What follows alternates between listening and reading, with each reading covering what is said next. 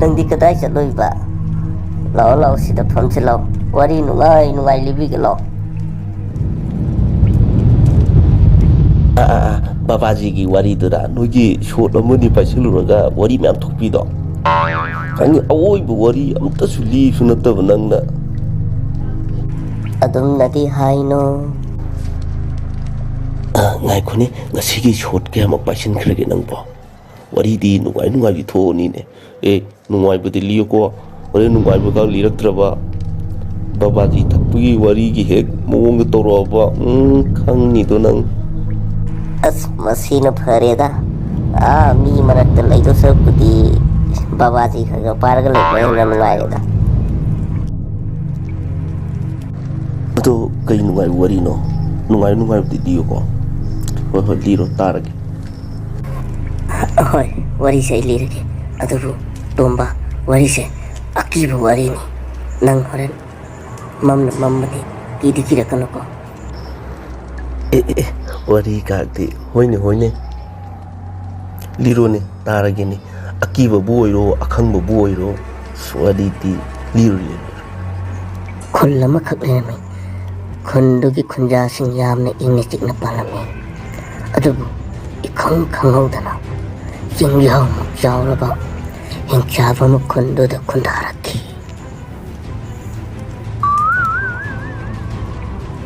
abazana khullada da asumna lautarokki khunjamayam ngasidagi aingonda nongmagi mi amamam chakha thagadabani natrabadi khullasi loina aina chathokani asumna tawtharami khunjamayam du pakhatpana aki akhangnangki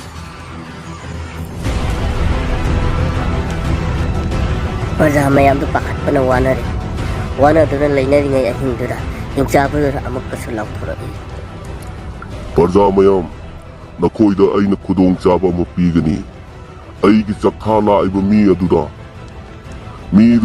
aingonda wahang hangba ngamlaba wahangdugi paukhum aina piba ngamlaba mi adu aina chagani karigumba aina piba ngamdraba mi adugi punsi aina kangani tau hayengdagi ingonda mi amamam nongmagi chakha thagadabni asumna lauthorni Hingchaba dudi Hingchaba du kadan hangaduba kanam tungam chagi tawi ni loina Hingchaba du nongmagi mi amamam adum sasilak khulladu mi painari nongmadi Hingchaba du gi balida bambon ni pama magi bali darore bambon ni pa du tumba lakpa yaramde wakan munna khalam hayang si aigi bali daraba Hingchaba na isi chagradaba bambon ni pagi wakan na yamna awa ama phawrami aina tawrisibu karino migi chak thongbagi order so aina lawsilloi ai paisa su tandaba yade adunadi hayang si ai nganna hogalaga migi usokki baton chak thongdaba yade mai paisa gi beludo bambon ni pado ai hingadu tumba yadana pung mari taba ngaiduna leirami yamna wana pungsing ngaiduna leirami pung mari hek taba kamana losilaga thabai se ka pairaga par la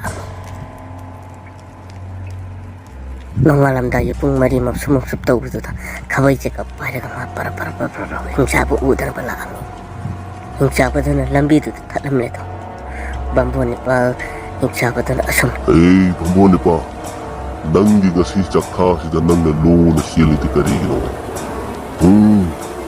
nangi si ay fitrebra asumna Hingchaba dana makhom phogna lawro Hingchaba dana thatlam laga lawro pazda bambon ni pa khampra khangki bambon ni pa dana asumna re Hingchaba ai nangonda gi dan thok jai dana chien banatte ma chien dan chu upai lai roi ne Hingchaba gi mangda abazana natin thino bambon ni pa aina charamda sida irulu jaraga chandon chawa thillaga sulape bambon ni pa hore nangde aina hojik charada banina hangu aingonda nangi apamba wahang aina paukhum piba ngamlaba nang ay hayata. Karigumba ay nangamdraba, nang ay nakanbigani. Hangu, nang iwahang ado hangu. Kay nang babaji nang suwari di aki bagali sila ay tado tan kala ko. Mabon ni pasin na asum na kalam. Mana ay bu jani ay natatto na lai karagadi. Sa kasi tuwang dragadi ay di pasati pangawaro siya. Ay amak taga hijag jab sila. Han babon ni pada na jab na amak hayam. Yai he bambun ni pai kok sidi. Bambon ni pada na Hingchaba do amak ko sa hijarami. Hingchaba ay soida na Hingchaba manata maglakani. Ngasi ki chakum gi baton sitang di ay thong jaruaga. Pasal tang pura laki. Yaroy, jawab masuk. Yaroy, babon ni pa nang nasidi ingo na wahang hangu. Wahang na do ay nakumlaba, nang ay nasyagani. Karigumba, na wahang na do ay nakumangamdraba, nang ipunsi. Kanbigani. Hangu, nang iwahang. Lao na hayami. Bambon ni pada na. Karino in mangunahang gado wahang sip. Kari wahang na mana hangga siya.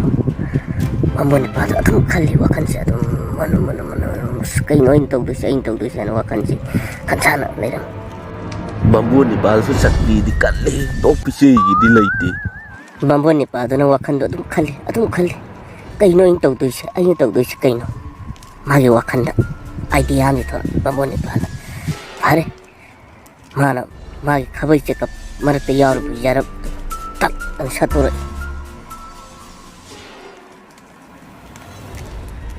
Bambon ni pada na jarap ato haksan hay kalpakan Hingchaba na. Bambon ni pa. Nang dito ay buksit tribra kulay tanggal ay di karigino bambon ni pa. Jatok lagi nang. Bambon ni pada na sunay. Hingchaba ay di si kulay natin. Ay jakong na makabay siya kami.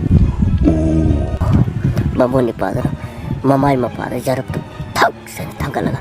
Hingchaba ay na Hingchaba da yang si jarap sige karma makunda no. Hayo Hingchaba ay gi wahang sige pakumpiyo. Ngamlaba nang na ay busaw. Hayo Hingchaba karma makunda gino ay na Hingchaba da yang si. Hingchaba na sulay. Hingchaba na mon na yang. Asira. Bambon ni pada na natte Hingchaba. Asira. Natte Hingchaba. Anirak sore Hingchaba nang na sumrisi. Ngay po bambon ni pa. Akum laktang di kudong jaga piyo. Asira. Aduh si sumdraba. Bambon ni pada na. Pare Hingchaba. Ay gi wahang gi pakum nang na piba ngamdrabe na. Ay chat ay. Hingchaba to. Icha. Lakjayda. Makom na makalaw ni bambon ni pada da Hingchaba to na. Ngay po bambon ni pa. Bambon ni pada na amuk sukan kali. Ay kari amuk daw ko rin. Nang musyaw pangdasu. Ay amuk tayo di likaw kita. Asum na hayran Hingchaba. Tao nang wari si nungari na. Nang babaji ki wari siya. Ay di ka saan di kiga daw wani kalam na.